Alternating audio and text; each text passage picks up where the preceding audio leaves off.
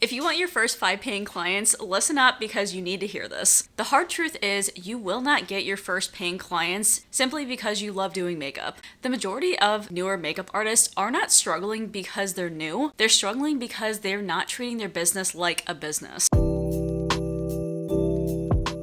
Hey guys, and welcome back to the 5th day of the 25 Days of Kitmas. Today we are going to be deep diving into how you can get your first 5 paying clients as a makeup artist. So before we get into the actionable steps, we need to talk about mindset. And I promise you that this is one of the most important shifts that you can make as a makeup artist. I want you to start thinking about your business like a business. That is the number one mistake that I see a lot of beginner makeup artists do. The majority of people I see treat it like a fun little hobby, like you're a little girl that's just playing around with your mom's makeup and just seeing what sticks. That is not the case here. We are professionals. We are building an industry that has far surpassed itself in reputation. If you don't take yourself seriously, how do you expect other people to take it seriously? Sorry to be super candid, but that is the hard truth about this. Now, it's super intimidating for any beginners to start, and I totally understand that. You automatically compare yourself to all of the very talented, very experienced makeup artists out there, the ones that have had 5 to 10 years of experience, the ones that have established portfolios, their marketing portfolio and social media is on brand, and they also have a lot of connections within the industry. So if you show up looking like you're brand new, very disorganized, very chaotic, people are gonna treat you like an amateur, and this gap will become painfully obvious. If you just go on Instagram and start scrolling makeup artists in your area, you can clearly tell which ones have been in the industry for a while and which ones are within their maybe first couple of years because their branding isn't there. And this leads me on to tip number 1 is that you need to do a branding session with your business before you even start. Think of this like giving yourself a simple, clean, professional foundation before you even start taking clients. Clients, believe it or not, do not know and also really don't care how long you've been doing makeup for, as long as they see that you look professional. First of all, you have to pick your aesthetic or what you want your brand to represent. This goes in line with picking a few different colors. Mine personally are all the neutral kind of colors. So I have white, I have beige, and I have a brown nude kind of color, and that's pretty much what my branding colors are. That way my colors look very elevated and very bridal since that's the niche that I'm in.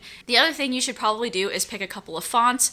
This is something that will keep your brand consistent across all platforms. And then lastly is kind of just like a vibe overall. I'm a natural to soft glam kind of makeup artist, and I very much specialize in simplistic, clean, luxury style makeup, and I want to attract the type of clients who also resonate with that too. And you guys might already be overwhelmed because you're like, okay, how in the world do I even think about this? Don't get too overwhelmed. You can always change this aesthetic and this branding at any point in time. I have changed my branding multiple different times throughout the year. I swear it changes like every couple of years. I figured I'd mention one of my number 1 most highly recommended graphics and social media tool to help me out with my branding.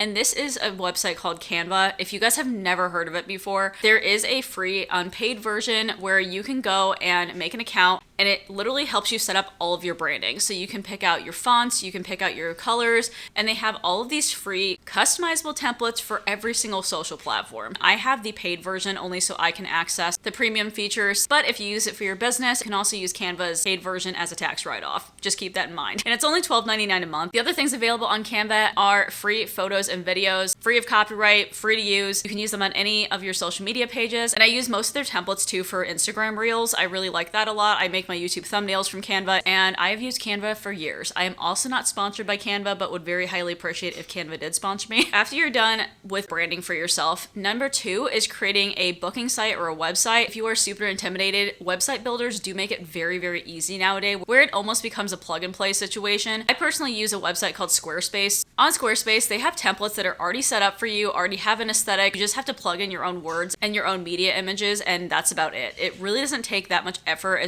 as you think. It's not like you're building it from like a completely blank website. You're already using a template that exists, and you're just simply plugging in your own information. Once I transitioned to Squarespace, it elevated my business highly. It elevated the look of my website. There was much more modern themes as far as website design goes, and I really loved the templates that they had. They also go through a website called Acuity Scheduling, and that's where you can do your booking links. I think that you can also just make like a singular contact page on Squarespace too. So if you want, for instance, your Instagram page to link to just like one singular booking page, I think that Squarespace can do that too. But I promise you, if you set yourself up just taking DMs, you will almost instantaneously regret your decision. DMs can get lost, they can get ignored. It's really chaotic when you do it that way, and then you're just doing things without having a system memorize anything for you, and it's just a whole chaotic mess that you do not need when you first start. The next version of this branding is moving on to Instagram. And I will definitely deep dive into Instagram and do a future Kitmas video. But with Instagram, your social media presence should be about at the same level as any other makeup artist that's been doing it for 5 to 10 years, because you really want to put yourself on the same level as them. You want your brand on social media to be cohesive across the board. So again, same color scheme, same font, do a little intro post about yourself, and make sure you're including your booking link, any way that people can contact you, and a short description about what you do. And then your last thing that you want to add to your Instagram page is, of course, your content. And this now goes into the next tip. Tip number 2 is creating proof of skill before you ever get your first client. Clients need evidence that you can actually do makeup. That might be a super obvious thing to say, but beginners make the mistake of clients just happening upon their pages, or just because they start posting, people will automatically find them. And that is not the case. You cannot wait for clients to show up in your chair for you to be able to build your portfolio. You have to go out and do the work before that even happens. Step number 1, just do a full glam on yourself. Like, you can do something as simple as this, or in whatever style of makeup that you want to advertise for yourself. Again, it's all about cohesion. It's all about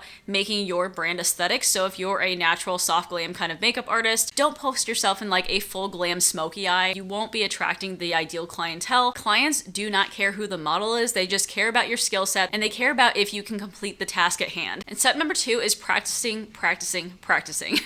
Practicing on people, especially with different features as you, because you can't just be doing like all Caucasian people, for instance. You have to be doing people with different complexions, different eye shapes, different skin textures, everything. And this will get you more practice as a makeup artist too. These will most likely be friends and family. This is probably your best advertisement, is people that you already know. So ask a family member, a friend, a coworker. I've had several brides in the past that had a very diverse group of bridesmaids, and they wanted to look for somebody who specifically had all the different skin tones in their portfolio, and they ended up choosing me because I had it advertised on my portfolio. Step number 3 is try a wide variety of looks. If you have no idea what your overall aesthetic is or what you want to be known for, try everything. Try all the looks underneath the sun, whether it's natural, soft glam, full glam, smoky eyes, red lipstick. After a while, whenever you repetitively start doing makeup, you will get to a point where you just end up clicking with a style of makeup and really enjoy doing one style of makeup more than the other ones. Eventually, you're going to get to the point where you're kind of tired of working on people that you know, so you're going to start going to people that you don't know. And this is where model calls and styled shoots come into play. This and all the makeup that you're doing on your friends and family is going to be free work. You're not going to be able to charge for it. You're not going to be able to make money off of it. It's purely just for you to practice and get portfolio pictures. With styled shoots and model calls, most likely you're probably going to advertise this on your personal Facebook page, or you're going to post it on your Instagram page. Say that it's a completely complimentary makeup service, practicing these different techniques, and literally there's so many people that when you say free makeup application or complimentary service, they're going to jump right on board with that. You're probably not going to have trouble getting people. So model calls are very nice because you can do this independently and kind of on your own free time. But if you want to take it a step up, you can go into styled shoots. Styled shoots are normally where you collaborate with a photographer and other vendors possibly to be able to do a content day. Since I'm a bridal makeup artist, I usually collaborate in bridal styled shoots. And I do this every once in a while. It's not something that I like to do anymore because they are unpaid. But what's really nice about them though is you get to connect with all the rest of the vendors in that shoot, which is great. And they have your information. They also may have a lot more connections than you. So utilizing them for their audience and their resources is also really nice. The other thing that's really nice about this, especially when you first get started, is that you will also be getting professional photos back from the photographer at no cost to you. So that's a really quick way to get professional photos for your website and to post online. Everybody just exchanges their services and you all get your content for the day. However, I do want to mention that no matter what free work that you do, all of this should be temporary. It shouldn't be the only thing that you're doing because of course you still have to allow time for actual paid clients. I still do model calls and styled shoots every once in a while, but since I'm a bridal artist, I do them during my off seasons. So I'll typically do it during like January, March time when I don't have a lot of weddings going on